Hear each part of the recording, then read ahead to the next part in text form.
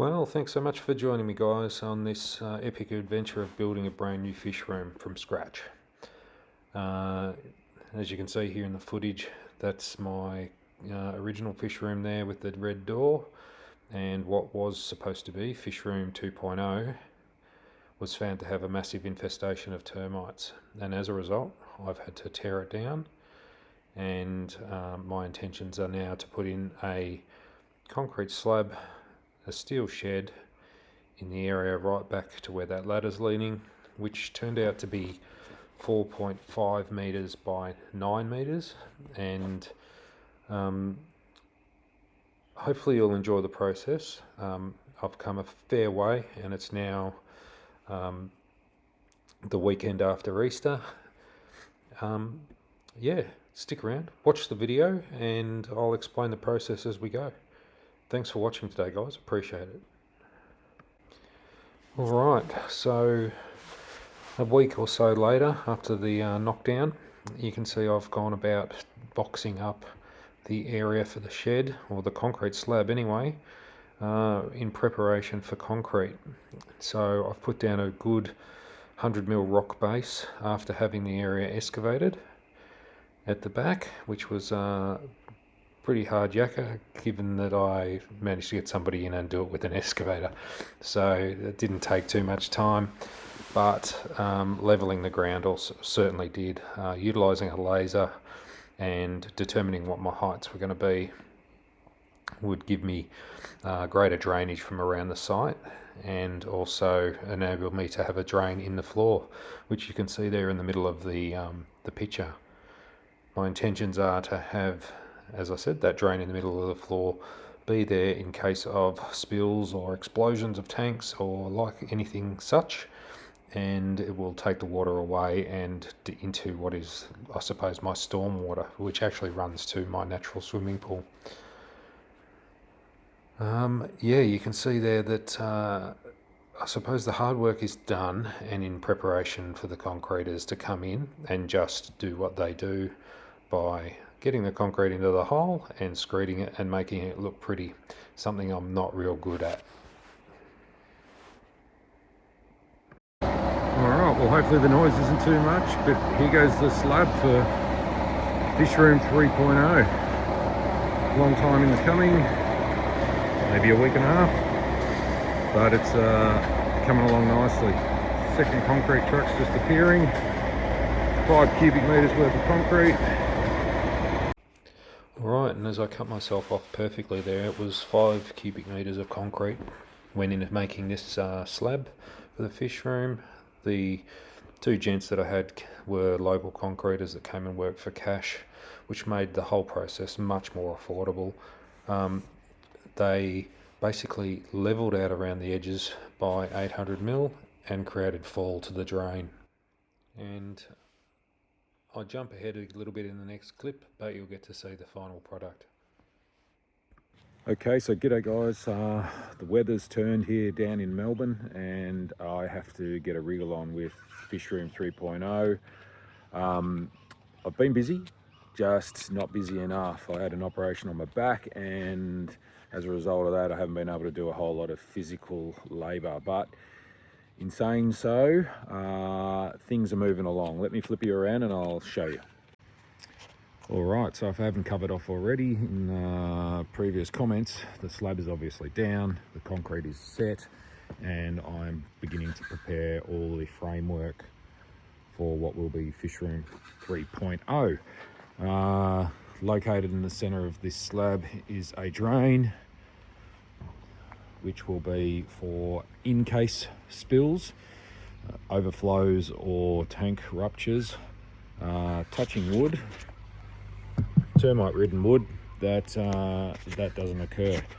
In any case, the slab is literally 9 metres by 4.8, which accommodates the shed perfectly, and yeah, the frames are all ready to go up. I just have to get some help to do so. All galvanised steel, so there's no more wood for termite to munch on. The front of the fish room, which is where that ladder is lying, and these the front 2 trusses there that are laying on the ground, covering is perfectly level somewhat. This is going to be the area for my workbench, a sink, and some display tanks of larger sizes, so that I've actually got a location where I can come into the room and enjoy some scaping and some bioscapes and things like that. That's the intention, get some larger tanks and start to enjoy the fish as such in a location. In any case, the perimeter of the slab, so right around the outside, 80 centimetres out from what will be the walls, is also level, and then the concreter has sloped from that point down to the centre drain. So just for when I'm putting the racking in, I'll have a level surface and don't have to worry about too much in the way of shimming to make what will be steel racks level. I've chosen to go with steel pallet style racking known as Dexian, just for its sheer power in holding. I think the shelving is rated at 2 tonne per span, so more than enough to cope with what I want to do to it. It's just a case of now working out how I'm going to fit that into this space. So yeah, it's all happening. As I said, trusses have to go up, be bolted in. Once they're up and my back's healed, I can't see any reason why this won't fly. Cool room paneling needs to be ordered, and yeah, I'll update you further when it all comes together. Oh, I almost forgot. As a result of obviously putting the slab in and the fall that is at the back of the property there, I am having to put aggregate drains all around the edge of the fish room to ensure that water is moved away from the slab. I don't want any washouts underneath, or that'll obviously reduce the chances of the slab cracking, even though it's 100mm or 150mm in certain areas. Yeah, I just want to avoid it where I can. I'll build a retaining wall across the front to backfill up against the shed with gravel and rock and leftover concrete as such as already here. The drain that runs from the center of the slab runs over to there, which is my, I suppose, rainwater catchment, which runs all the way out and to my natural swimming pool. And for all intensive purposes, this is the natural swimming pool in action, which is also a downright duck pond at the moment. Our ducks have taken to loving it, but this houses quite a lot of native species, or it will anyway. At the moment it's got some short-bodied natives in some dwarf galaxias. I intend to get some southern pygmy southern pygmy perch and some purple spotted gudgeons in here, just to control populations of insects, things that don't upset the native frog population too much. But yeah, this pond is about 7 years old in its construction, and I am still going, building bog filters and alike. It's air driven. When it's full, it's 2.7 meters deep. As you can see, it's quite clear. And this is the moment where I realised I was yabbering on about the natural swimming pool and not about the fish room. So, back to the fish room.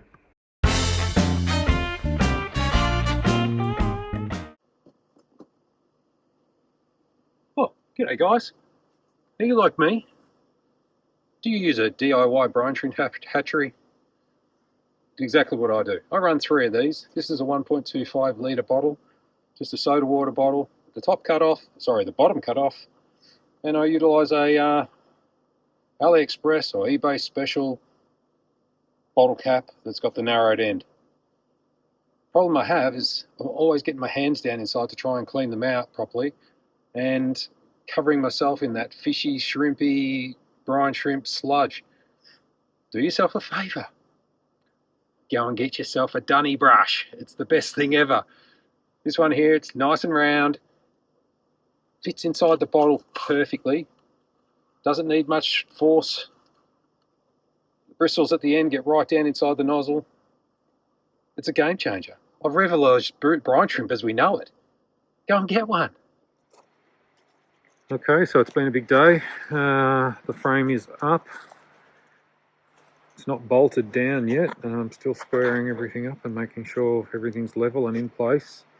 Because I've extended the shed, I've run out of materials like the 75mm hats that do the beams, or I suppose the cross beams for the roofing to be screwed to. So I've got to put an order in, and it's the Easter long weekend, so unfortunately it's going to hold me up, but nonetheless the frame is up and has detailed to me how big this fish room is going to be. Very excited, very excited. I've already sourced the freezer paneling, the insulation for the inside, and I will be ordering that next week also after the long weekend break. Knowing my luck, it'll all turn up at once and it'll be full steam ahead. Hopefully. Get into it before the cold. Okay, so it's the end of another day, and a big day it's been. A couple of falls off the ladders and stuff towards the end, so it's time to give up. Obviously you can see I've started to put the wall sheets on. The roof trusses, I need to order some more steel. The walls are in place. At the back, obviously these will get covered with freezer paneling. It's the Easter long weekend, and hopefully I can get as much of the sides clad and at least half of the roof until I can get the steel ordered. I have to still assess how this entrance is going to work. This is going to be double doors, stepping down onto a step and then away and off on some pavers. But as you can see, she's not real pretty. Second-hand steel and shed, and I'm just making do with how I can. Obviously after extending it I am going to run short of materials. I'm not using the window, and I'm not using the roller door, the garage door that was on the front of it, so I have to order steel. I wanted to order steel anyway for the front here to match in with all the other shedding and stuff on the property like this. So it'll be dark grey and burgundy at least on the front, so that when people are coming into our property from the driveway it won't look out of place in being a big tan shed. Also my intentions are to cover this side of the shed with some trellising and grow what's called Boston ivy, which is a deciduous climber that has some beautiful autumn colours. However, given it's got foliage in the summer, it will protect the side of the shed from the northern aspect, basically all of day sun, and in the winter it'll drop its leaves and let the light warm the shed. Okay, one of those moments where you're grateful to have a car trailer. 24 2.4 panels, 5 5.2s and 3 6s, all in meters obviously, in preparation of this big bad boy.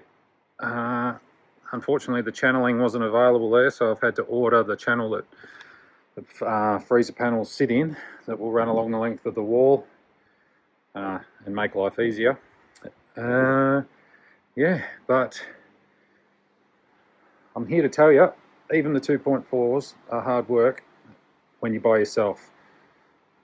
So credit to those people that do it. I'm one of them at the moment.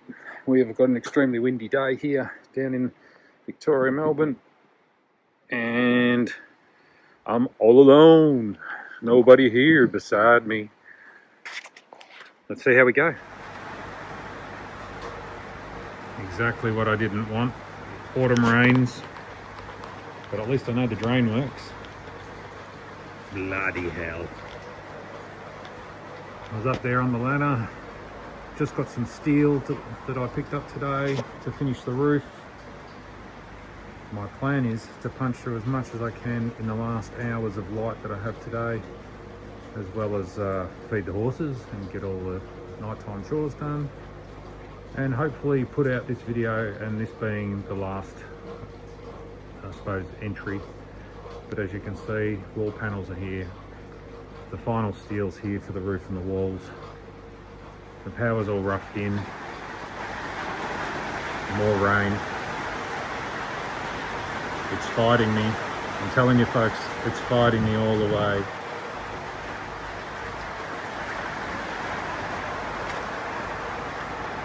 Wish me luck.